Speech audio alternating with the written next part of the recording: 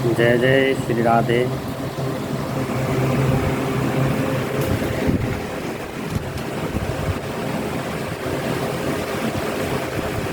सभी भगवान की कृपा से आप सब स्वस्थ होंगे।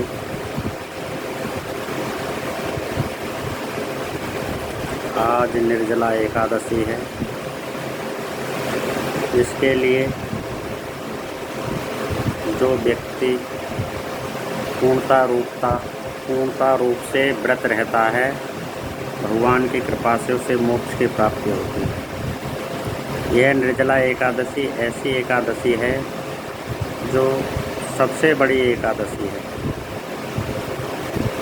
कहते हैं इसे भीमसेन एकादशी भी कहते हैं,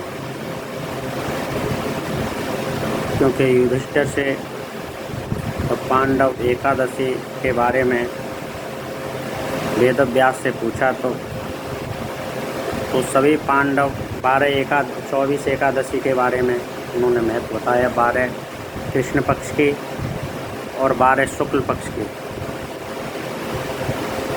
तब उन्होंने कहा जो निर्जला एकादशी है सबसे बड़ा महत्व बताया। कहा जिस एकादशी को जो व्यक्ति व्रत रहता है उसे मोक्ष की प्राप्ति होती है, चाहे वह किसी परिस्थिति में हो, लेकिन भगवान का व्रत करे तो उसे ज़रूर मोक्ष की प्राप्ति होती है। लेकिन निर्जला का मतलब है कि बिना जल के, बिना खान पान के, और उस दिन ज़्यादा से ज़्यादा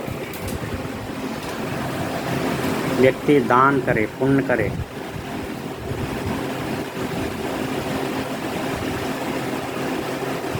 जैसे कि जल दान हो गया, फल दान हो गया, और फल फूल और मेवा दान हो गया है, ये सब दान कर सकता है। लेकिन उस दिन कुछ खाए नहीं, केवल भगवान का भजन करे, तो निश्चित ही उसकी सारी इच्छाएं पूरी होंगी और उसे मोक्ष की प्राप्ति होगी। तो इसलिए यह है कि सभी को निर्जला एकादशी करनी चाहिए, जिससे कि व्यक्ति जीवन में नहीं कर सकता तो एक बार निर्जला एकादशी तो अवश्य करे। भीमसेन एकादशी भी इसे कहा जाता है।